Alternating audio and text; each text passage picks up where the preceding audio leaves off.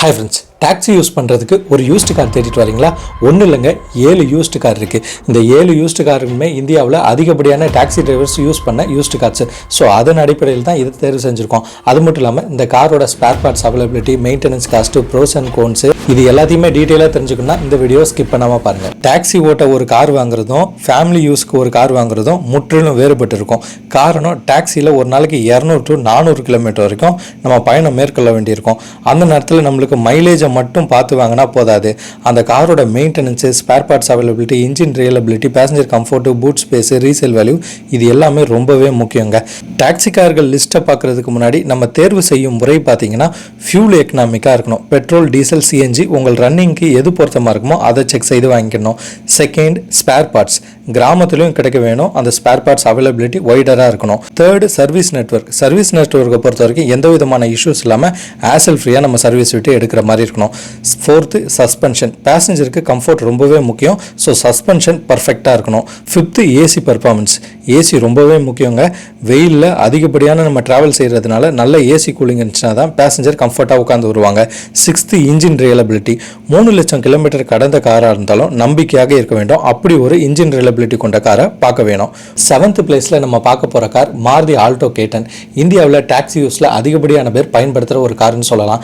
இந்த காரை பயன்படுத்துறதுக்கு ஒரே ரீசன் பார்த்தீங்கன்னா இந்த காரோட ஸ்பேர் பார்ட்ஸ் அவைலபிலிட்டி ஈஸியாக கிடைக்கும். ஸ்பேர் பார்ட்ஸோட ரேட்டும் ரொம்பவே கம்மியாக இருக்கும். மைலேஜ் அதிகப்படியாக கிடைக்கும். இந்த காரில் இருக்கும் ப்ரோஸ்ன்னு பார்த்தீங்கன்னா மைலேஜ், வெரி லோ மெயின்டெனன்ஸ், சீப்பான spare parts, easy city drive. கோன்ஸ்ன்னு பார்த்தோன்னா ரேர் சீட்டு ரொம்ப குறைவாக இருக்கும், பூட் ஸ்பேஸ் குறைவாக இருக்கும், ஹைவேஸ் கம்ஃபர்ட் ரொம்பவே குறைவாக இருக்கும். இந்த ஆல்டோ கேட்டன் யாருக்கு பெஸ்ட்டுன்னு கேட்டிங்கன்னா சிட்டிக்குள்ளே டாக்ஸி ஓட்டுறவங்களுக்கு, ஷார்ட்டான டிஸ்டன்ஸில் பயன்படுறவங்களுக்கு ஆல்டோ கேட்டன் பெஸ்ட்டான சாய்ஸுங்க. 6th பிளேஸில் மாருதியோட WagonR. டாக்ஸி டிரைவர்ஸுக்கு ஃபேவரட்டான கார்னா இந்த WagonR தான். இதோட ப்ரோஸ்ன்னு பார்த்தோன்னா எக்ஸலண்ட்டான ஹெட்ரூம், ஈஸியான என்ட்ரி எக்ஸிட், லோவரான ரன்னிங் காஸ்ட்டு, ஸ்பேர் பார்ட்ஸ் பொறுத்த வரைக்கும் எல்லா இடத்துலையுமே ஈஸியாக கிடச்சிடும். நல்ல ஒரு ரீசேல் வேல்யூ இருக்கும். இந்த காரோட கோன்ஸு ஹைவே ஸ்டெபிலிட்டி ஆவரேஜாக தான் இருக்கும், பில்டு குவாலிட்டி ஆவரேஜாக தான் இருக்கும். இது யாருக்கு பெஸ்ட்டுனா ஓலா, ஊபர், லோக்கல் டாக்ஸிக்கு பெஸ்ட்டான சாய்ஸ். ஸோ டாக்ஸி யூஸுக்கு ஒரு சிறந்த கார்னா, நிறைய டிரைவர்ஸ் பயன்படுத்துகிற கார்னா இந்த WagonRம் ஒன்றுங்க. லிஸ்ட்டில் 5th பிளேஸில் இருக்குது ஹோண்டாயோட Xcent. இது ஒரு செடான் டாக்ஸி கேட்டகரி. இந்த காரோட ப்ரோஸ்ன்னு பார்த்தோன்னா கம்ஃபர்ட்டான சீட்டு, ஸ்மூத் ரைடு, பேசஞ்சர் கம்ஃபர்ட். கோன்ஸை பொறுத்த வரைக்கும் இது கொஞ்சம் ஸ்பேர் பார்ட்ஸ் எல்லாம் விலை அதிகமாக வரும். இது யாருக்கு செட் ஆகும்னா ஏர்போர்ட் டாக்ஸிக்கு, கார்பரேட் கேபுக்கு பெஸ்ட்டான சாய்ஸுங்க. இந்த காரில் லுக்கும் சரி, ஃபியூச்சர்ஸும் சரி சூப்பராக இருக்கும். 4th பிளேஸில் இருக்குது ஹோண்டா அமேஸோட diesel. One of the best diesel செடான்னே சொல்லலாம். இந்த காரோட ப்ரோஸ்ன்னு பார்த்தோன்னா எக்ஸலண்ட்டான மைலேஜ், ரியலபிளான டீசல் இன்ஜின், ஸ்மூத்தான டிரைவு, கம்ஃபர்டபிலிட்டி பெஸ்ட்டாக இருக்கும். இதோட கோன்ஸ்னால் சர்வீஸ் காஸ்ட்டு அதிகமாக இருக்கும் மாருதியை கம்பேர் பண்ணும்போது. யாருக்கு இந்த கார் பெஸ்ட்டுனா டெய்லி லாங் ரன்னுக்கு, அதிகப்படியான டிஸ்டன்ஸில் நீங்கள் ட்ராவல் பண்ணும்போது இந்த கார் உங்களுக்கு பர்ஃபெக்டாக இருக்கும். லாங் லாஸ்ட்டு ரியலபிலிட்டிக்கு அமேஸை அடிச்சுக்க ஆள் இல்லை. ஸோ அமேஸ் ஒரு பர்ஃபெக்ட் சாய்ஸாக இருக்கும் டாக்ஸி டிரைவர்ஸ்க்கு. நம்ம லிஸ்ட்டில் 3rd பிளேஸில் இருக்குது டொயோட்டாவோட எட்டியாஸ். டொயோட்டா எட்டியாஸ் டாக்ஸி இண்டஸ்ட்ரியிலே ஒரு லெஜெண்டுன்னு சொல்லாங்க. இந்த காரோட ப்ரோஸ்னா சர்வீஸை மட்டும் சரியான டைமில் செய்தீங்கன்னா இன்ஜின் ஆயிலை மட்டும் மாற்றி 5 லட்சம் கிலோமீட்டர் சாலிடாக போகலாம். இன்றைக்கும் சாலைகளில் அதிகப்படியான டாக்ஸி டிரைவர் பயன்படுத்துகிற ஃபேவரட் கார்னா இந்த எட்டியாஸ் தான். அது மட்டும் இல்லாமல் ஸ்ட்ராங்கான சஸ்பென்ஷன், கம்ஃபர்டபுளான சீட்டு.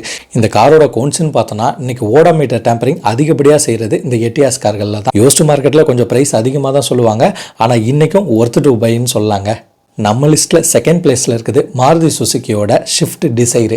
இன்றைக்கும் ஒன் ஆஃப் த இந்தியாவில் பெஸ்ட்டு டாக்ஸி கார்னு சொல்லலாம்.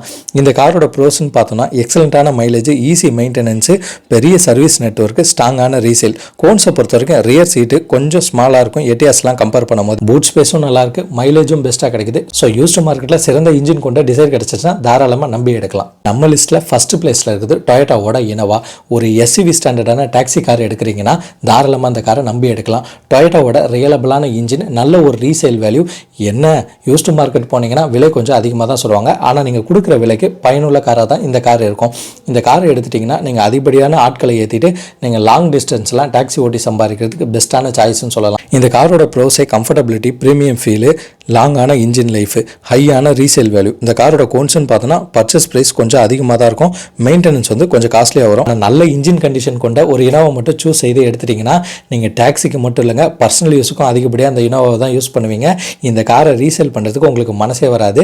அதனால தான் நம்ம லிஸ்ட்டில் 1st பிளேஸில் வச்சுருக்கோம். இந்த 7 கார்களை எந்த கார் உங்களுக்கு பெஸ்ட்டுன்னு நினைக்கிறீங்கன்னு நம்ம கமெண்ட் பாக்ஸில் மறக்காமல் சொல்லுங்கள். ஒரு உண்மையை சொல்லணும்னா டாக்ஸி பிஸ்னஸில் ப்ராஃபிட் வருது காரில் மட்டும் இல்லைங்க.